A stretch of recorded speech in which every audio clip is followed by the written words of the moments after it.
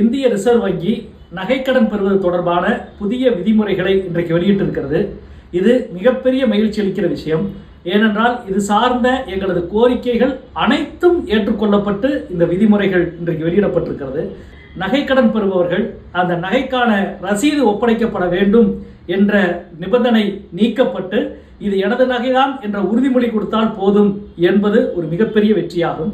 இரண்டாவது, கடனை திருப்பி செலுத்துவதற்கு 2.5 லட்சம் ரூபாய் வரைக்குமான கடனுக்கு அதற்கான வருமான ஆவணம் என்பது தாக்கல் செய்யப்பட வேண்டியதில்லை என்பது இரண்டாவது வெற்றியாகும்.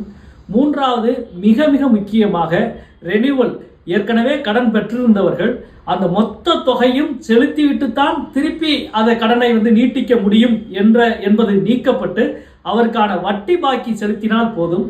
நான்காவது, டாப் அப் செய்வது, ஏற்கனவே 5 லட்சம் ரூபாய்க்கு கடன் பெற்றிருந்தால் மீண்டும் அந்த கடனை திருப்பி செலுத்துகிற பொழுது அந்த நகையினுடைய மதிப்பு 6 லட்சமாக இருக்கும் பட்சத்தில் கூடுதல் கடன் பெறுவதற்கான ஏற்பாடும் டாப் அப் செய்வதும் இன்றைக்கு அனுமதிக்கப்பட்டிருக்கிறது. அடுத்து ஐந்தாவது, மிக முக்கியமாக ஏற்கனவே நாங்கள் தெரிவித்திருந்தோம், வங்கி வெளியிடுகிற தங்க நாணயத்திற்கு மட்டும்தான் கடன் என்பது நீக்கப்பட்டு தங்க நாணயம் முறையாக உறுதிப்படுத்தப்பட்டிருந்தால் அது எந்த நாணயமாக யார் வெளியிட்டு இருந்தாலும் அதற்கும் கடன் கொடுக்கப்படும் என்பது இன்றைக்கு சேர்க்கப்பட்டிருக்கிறது.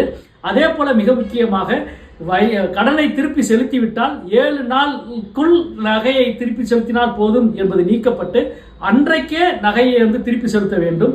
அப்படி திருப்பி செலுத்த தவறினால் ஒவ்வொரு நாளுக்கும் 5000 ரூபாய் அபராதம் என்பதும், அது மட்டுமல்ல அந்த கடன்தாரர் நீதிமன்றத்தை நாடினாலும் அவருக்கான அந்த உரிமை நிலைநிறுத்தப்பட்டிருக்கிறது. இவை எல்லாவற்றையும் விட மிக மிக முக்கியமானது, கடன் பத்திரங்கள் இதுவரை ஆங்கிலத்தில் மட்டும்தான் இருந்தது. அது கடன் பெறுபவர்களுடைய தாய்மொழியில் இருக்க வேண்டும் என்ற கோரிக்கை ஏற்றுக்கொள்ளப்பட்டிருக்கிறது.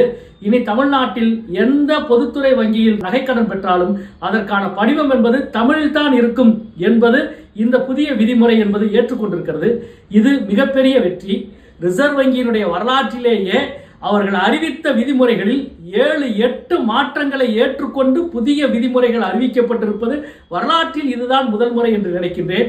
இதற்கு காரணமாக இருந்திருக்கிற மாண்புமிகு ஒன்றிய நிதியமைச்சர் நிர்மலா சீதாராமன் அவர்களுக்கும் அதே போல ரிசர்வ் வங்கியினுடைய கவர்னர் அவர்களுக்கும் நான் இந்த நேரத்தில் நன்றி தெரிவித்துக் கொள்கிறேன். அதே போல இந்த பிரச்சனைக்காக குரல் கொடுத்த மாண்புமிகு தமிழக முதல்வர் அவர்களுக்கும் தமிழ்நாட்டினுடைய அனைத்து அரசியல் கட்சிகளுக்கும் இதற்காக களத்திலே போராட்டங்களை கண்ட அனைத்து இயக்கங்களுக்கும் இந்த நேரத்தில் என்னுடைய அன்பான நன்றியை தெரிவித்துக் கொள்கின்றேன். நன்றி, வணக்கம்.